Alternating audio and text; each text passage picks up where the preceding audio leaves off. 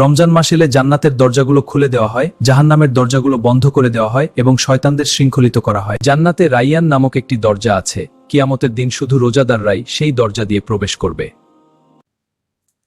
ইফতারের সময় রোজাদারের দোয়া কখনো ফিরিয়ে দেওয়া হয় না।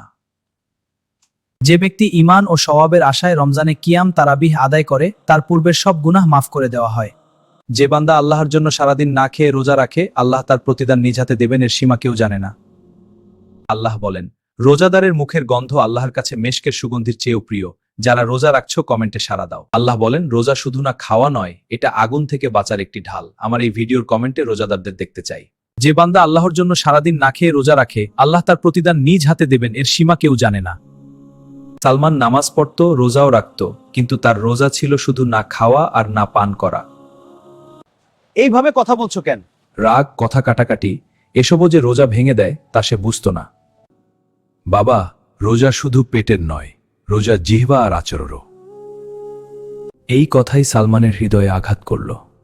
সে বলতে শিখল, আমি রোজাদার। রাগ থামল, মন শান্ত হলো। আজ মনটা অনেক শান্ত লাগছে আব্বা।